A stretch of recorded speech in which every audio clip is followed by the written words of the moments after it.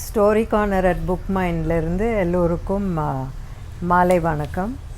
இன்றைக்கு சிவராத்திரி, அதனால் ஒரு சிவராத்திரி ஸ்பெஷல் கதை திருவிளையாடல்லேருந்து நான் உங்களுக்காக செலக்ட் பண்ணி வச்சுருக்கேன். இது வரகுண பாண்டியன் அப்படின்னு ஒரு 9வது நூற்றாண்டு பாண்டிய அரசருக்கு சிவராத்திரி அன்னைக்கு நடந்த ஒரு மிக மாபெரு அதிசயம், அதனை பற்றி தான் இந்த கதை. இது சுத்த தமிழில் இருக்கிறது, அதனால் இதை நான் உங்களுக்கு படிக்க போகிறேன். கதையுடைய டைட்டில் வரகுணனுக்கு சிவலோகம் காட்டிய படலம். வரகுண பாண்டியன் ஞாயிறு, திங்கள், ஆன்மா, நிலம், நீர், நெருப்பு, வனி, வான் என்னும் 8 பகுதிகளின் மாயமாகிய சோமசுந்தர கடவுளை மெய் அன்போடு வழிபட்டவன். சிறந்த குணம் படைத்தவன், மன்மதனை வென்ற அழகினன், சூரியனை போன்ற மெய்யொளியான், 100 வேள்வி செய்த இந்திரனை போன்ற பெரும் சிறப்புடையவன். வேதம் முதலிய பல நூல்களும் வேள்வி முதலிய பல கருமங்களையும் வழுவாது நிலை பெற செய்தலால் நான்முகனைப் போலவும், அஷ்டலக்ஷ்மிகளால் இம்மை இன்பம் விளைய அரசு புரிவதால் சக்கரமும் சங்கும் ஏந்திய திருமாலைப் போலவும், எல்லா உயிர்களுக்கும் நிறைந்த சிவபெருமானைப் போலவும் விளங்கி உலகினை பாதுகாத்து கொண்டு வந்தான். வரகுண பாண்டியன் ஒரு நாள் வேட்டையாட விரும்பினான். காடும் மலையும் கடந்து தீயினை கக்கும் கண்களையுடைய புலிகளையும், நீண்ட துதிக்கையை நீட்டிய யானைகளையும், பன்றிகளையும், பிற விலங்குகளையும் சூரியன் அஸ்தமிக்கும் வரை வேட்டையாடினான். பிறகு மதுரையின் நகரத்தை நோக்கி காற்றினை போல் விரைந்து தனது குதிரை மேல் திரும்பி வந்து கொண்டிருந்தான். தூக்க மயக்கம் கொண்டு சோர்ந்து நித்திரை புரியும் ஒரு அந்தணன் மேல் அக்குதிரை காலை வைத்து மிதித்து விட்டது. உடனே அந்த அந்தணன் இறந்து விட்டான். வரகுண பாண்டியன் அதை அறியாது அரண்மனையை அடைந்தான். குதிரையின் கால்பட்டு இறந்த பிராமணனுடைய உடலை அவனுடைய சுற்றத்தார்கள் கொண்டு வந்தனர். பாண்டியனுடைய தலைவாயிலே போட்டு நிகழ்ந்ததை கூறினர். வரகுண பாண்டியன் அதனை கேட்டு மிகவும் வருந்தினான். அவர்களை அழைத்து அவர்கள் கையில் நிறைய பொற்குவளைகளை அழைத்தான். இறந்தவன் உடலை எடுத்து தகனம் செய்வித்து இறுதி கடன்களை முடிப்பித்தான். எனினும் அக்கொலை பாவம் பிரம்மஹத்தியாக வந்து அவனை பற்றி கொண்டது. வரகுண பாண்டியன் தன்னை பிடித்து வருத்தும் பிரம்மஹத்தி நீங்கும் பொருட்டு பிராயச்சித்தமாக அந்தணர்கள் கூறியபடியே ஐவகைப்பட்ட உணவினை ஆற்றங்கரையிலே அந்தணருக்கு அளித்தான். மும்மூர்த்திகளின் வடிவமாகிய அரச மரத்தை பிரதட்சணம் செய்தான். அருகம்புல்லை கொய்து பசுக்கள் உண்ண கொடுத்தான். ஓமம் புரிந்தான். பஞ்சகவ்யமும் பசுவின் கொம்பு தோய்ந்த தீர்த்தமும் உட்கொண்டான். பல வகையான தானங்களை செய்தான். ஆனாலும் அப்பழி சிறிதும் நீங்கவில்லை. நெய் சொரிந்த அக்னியைப் போல் மேலும் மேலிட்டு அவன் கண்ணுக்கு புலனாகும் படி சூழ்ந்து கொண்டு வதைக்கலாயிற்று. அந்த பிரம்மஹத்தி மலை போல் வளரும், அணுவாக சிறுகும், சினந்து ஆரவாரம் செய்யும், முன்னிலும் பின்னிலும் 2 பக்கங்களிலும் தொடரும், படாத பாடு படுத்தும். வரகுண பாண்டியன் மாசு படிந்த மாணிக்கம் போலானான். மீண்டும் கொலைப்பாவம் நீங்காது ஓங்கி வளரும் தன்மையை கண்ட மறையோர்கள் பாண்டியனை நோக்கி, அரசே, நீ விரத நியமத்துடன் நாள்தோறும் சோமசுந்தர கடவுளை 1008 தரம் பிரதக்ஷணம் செய்ய கடவாய். இவ்வாறு 10 நாட்கள் செய்துவரின் இப்பிரமஹத்தி நீங்கும் வண்ணம் சிவபெருமான் உனக்கு வழிகாட்டி அருளுவார் என்று கூறினர்.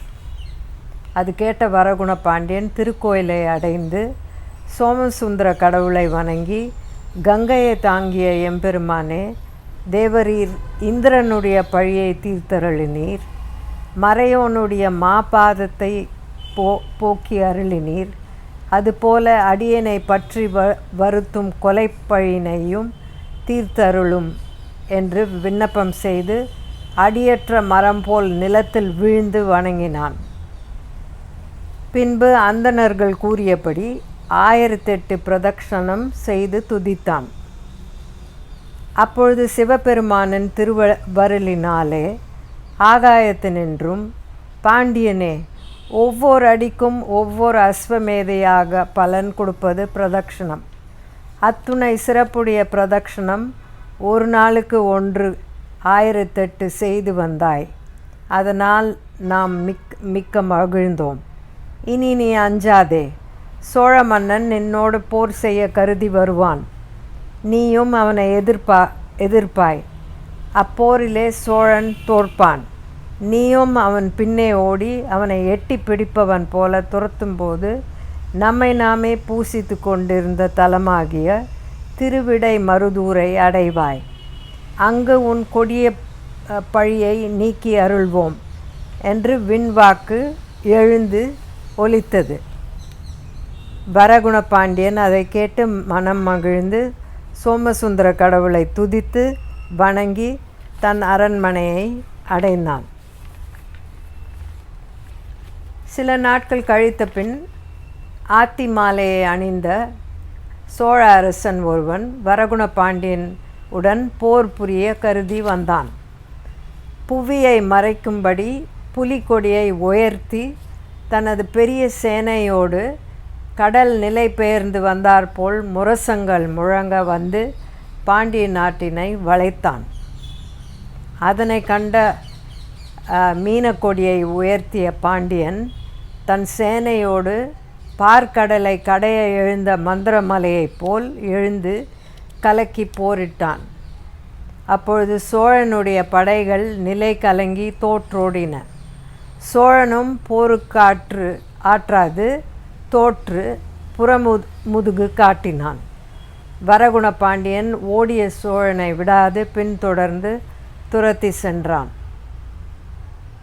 வரகுண பாண்டியன் சோழனை பிடிக்கும் பொருட்டு துரத்து கொண்டே ஓடினான். தேன் சிந்தும் மணங்கமிழும் முல்லை மலரையும் தாமரை மலரையும் ஏந்தி கழி சூழ்ந்த நெய்தல் நிலத்து சோலையின் மருங்கில் இறால் மீன் புலால் நாற்றத்தை போக்கும் குளிர்ந்த நீர்த்துறையை உடைய காவிரியை அடைந்தான். பூசத்துறை என்னும் அத்துறையில் சென்று நீராடினான். அக்காவிரியின் தென்பக்கத்தில் மணமிக்க பெருமை பொருந்திய திருவிடை மருதூரில் எழுந்தருளியுள்ள மகாலிங்க பெருமானை வணங்கி திருக்கோயிலினது கீழ்த்திசை வாயிலை கடந்து உள்ளே சென்றான். அப்பொழுது அவனை தொடர்ந்து செல்ல இயலாத கொலைப்பழியும் புறத்தே நின்றுவிட்டது. உள்ளே சென்ற பாண்டியன் வேதமாகிய வண்டுகள் சூழ்ந்து ஒலிக்க தெய்வத்தன்மை பொருந்திய இடைமருதிலே குடிகண்ட பெருந்தேனை தன் கண்களாகிய வாயை திறந்து பருகினான். நெடுநேரம் அப்படியே நின்றான். பின்னர், நிராமயனே, பழம்பொருளே, அகலநாதனே, அரவாணி சடையனே என்று மகாலிங்க மூர்த்தியை பலவாறாக தோத்திரம் செய்து வாழ்த்தி வணங்கினான். அப்பொழுது ஜோதி வடிவான பெருமான் வரகுண பாண்டியனை நோக்கி, போரில் வல்ல பெருந்தோளாய், உன் பிரம்மஹத்தி கூழை வாயிலே நிற்கின்றது. ஆதலால் நீ அவ்வழியாக போகாதே. மேலை வாயில் வழியாக நம் மதுரைப்பதிக்கு செல்வாயாக என்று திருவாய் மலர்ந்தருளினார். வரகுணபாண்டியன் அதனை கேட்டு இறைவன் வீற்றிருக்கும் இடைமருதினை வலம் வந்து பிரிதல் ஆற்றாமையால் வாயில்கள் தோறும் அடிக்கடி விழுந்து விழுந்து வணங்கி மேலை வழியாக சென்றான். அப்பொழுது அவன் சில நாள் அங்கு தங்கி மேலை கோபுரத்தை தன் பெயரால் கட்டினான்.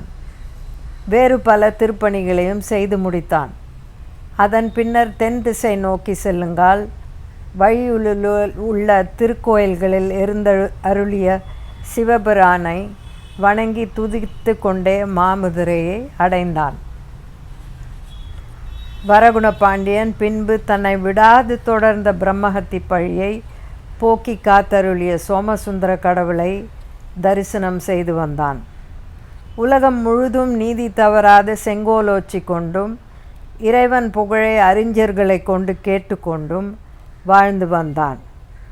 ஒரு நாள் வேதம், ஆகமம், புராணம், மிருத்திகள் முதலான நூல்கள் அனைத்தும் உலகங்களில் மேற்பட்டது சிவலோகம் என்று சொல்லுவதை மனதில் கொண்டு அந்த சிவலோகத்தை காண்பதற்கு ஆசை கொண்டான்.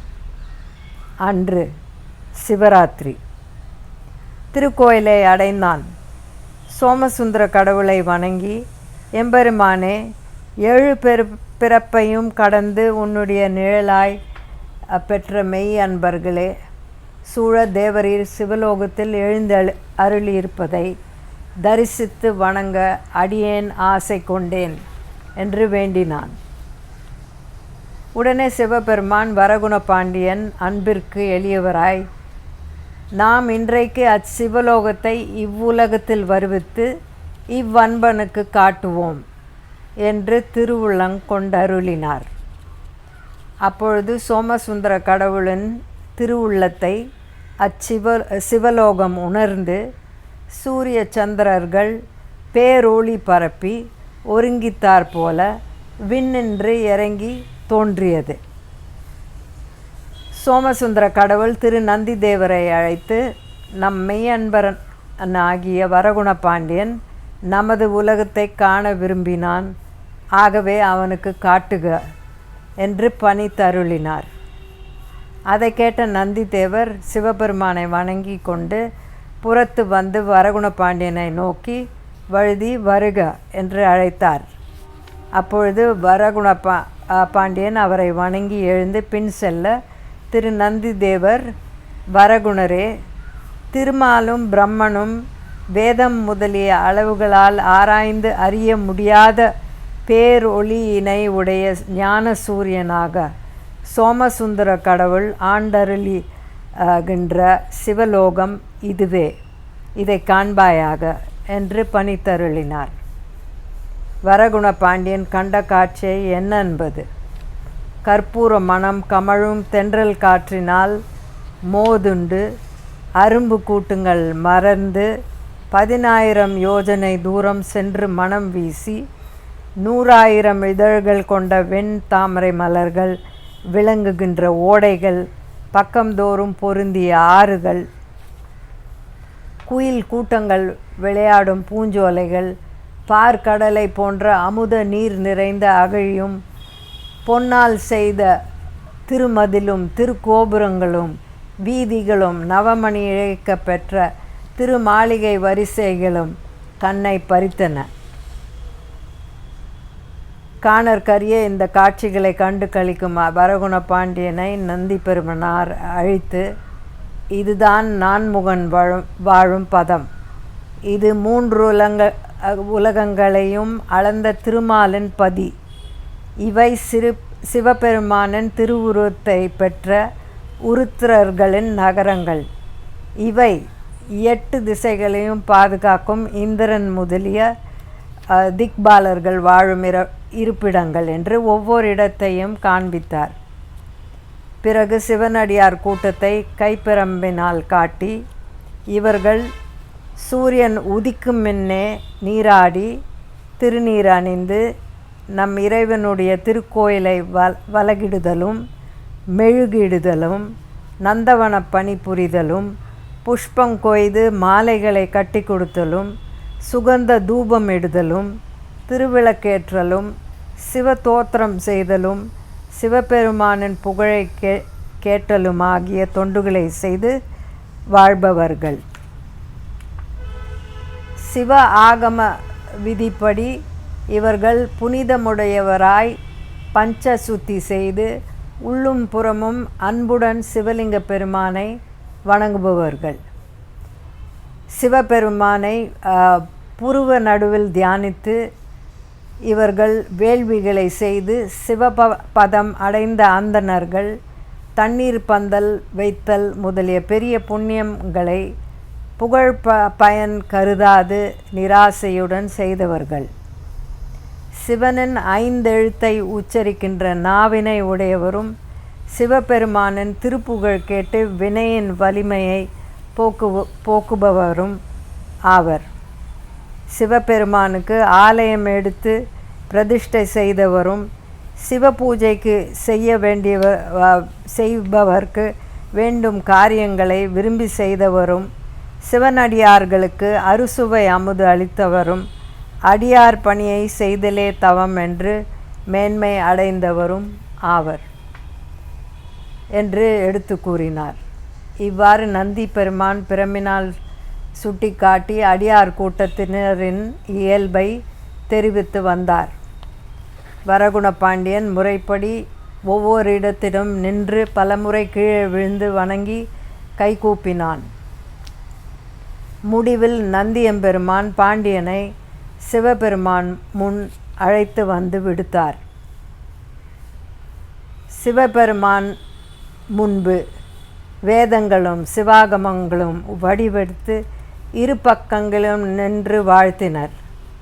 தும்புருவும் நாரதரும் ஒரு பால் நின்று இசைப்பாடினர். விநாயக கடவுளும் கந்த கடவுளும் வீரபத்ர கடவுளும் வணங்கி நின்றனர். ஏவிய பணிகளை செய்ய சித்தமாயிருந்தனர். திருமாலும் நான்முகனும் வாய் பொத்தி ஒதுங்கி நின்று தத்தம் குறைகளை கூறினர். இந்திரன் முதலிய அஷ்ட திக்பாலர்கள் தாங்கள் செய்து வரும் காரிய குறைகளை நடுநடுங்கி விண்ணப்பம் செய்து நின்றனர். பூத தலைவரும் சிவகணத் தலைவரும் வாயில்கள் தோறும் காவல் காத்து நின்றனர். இனி வரும் எங்கள் பிறப்பினை ஒழித்து எங்களை காத்தருள்க என்று வேண்டி நின்றனர். சங்கரா சிவசிவ என முழங்க கை குவித்து வாழ்த்தி நின்றனர். அப்பொழுது அனைவருக்கும் அவரவர் தகுதிக்கு ஏற்ப வேண்டிய வரங்களை அருளி செய்து உமாதேவியார் புன்னகை செய்ய ரத்ன சிம்மாசனத்தின் மேல் எழுந்தருளிய சிவபெருமானை வரகுண பாண்டியன் கண்டு வணங்கினான். சொற்கள் தடுமாற ரோமம் சிலிர்த்து திருவருளா ஆகிய அருட்பெருங்கடலில் மிதந்து சென்று திவ்ய அமிர்தத்தை உண்டு மெய்யின்பத்தை கண்டான். அருள் வடிவமாகிய சிவலோகம் பின்பு முன்போல் மதுரையாக மாறியது. சோமசுந்தர கடவுள் உமாதேவியாரும் தாம் முன்னிருந்தபடியே எழுந்தருளினர். அரசர்களுக்கு அரசனாகிய வரகுண பாண்டியன் நாய் போன்ற அடியேனை வருத்தும் கொலைப்பாவத்தினின்றும் அகற்றி தாய் போன்று தலையளி செய்து ஆட்கொண்டவனே, நின் திருவடிகளுக்கு வணக்கம். அருட்குன்றே, தீவினை என கொடிய பழி நின்றும் திங்கள் குலத்தவரன் களங்கத்தினை தொலைத்தவனே வணக்கம். அன்புடையவர்களுக்கு சிவலோகம் உண்டு என்று அடியேனுக்கு காட்டி அருளியவனே, நின் திருவடிக்கு வணக்கம். அன்பினால் சோமசுந்தர கடவுளுக்கு பூஜை முதலியவற்றை விசேஷமாக செய்வித்து செங்கோலோச்சி வந்தான். அதன் பிறகு வரகுண பாண்டியன். ஒப்பற்ற மதுரை மாநகரம் அன்று முதல் இன்று வரை எல்லா தலங்களுக்கும் ஒரு மணிமுடியாய், தேவ உலகத்திலும் வளமிக்கதாய், 14 உலகங்களிலும் பூலோக சிவலோகம் என்று கூற புகழுடன் விளங்கி வருகின்றது. உங்களுக்கு இந்த கதை பிடிச்சிருக்கோன்னு நினைக்கிறேன். எங்களுடைய சேனலை லைக் பண்ணி தயவுசெய்து சப்ஸ்கிரைப் பண்ணவும். நாங்கள் அப்பப்போ போடும் வீடியோ எல்லாம் நீங்கள் அப்போது எளிதாக பார்க்கலாம். இதுவரை பொறுமையாக இந்த கதையை கேட்டதுக்கு மிக்க நன்றி. ஓம் நம சிவாய.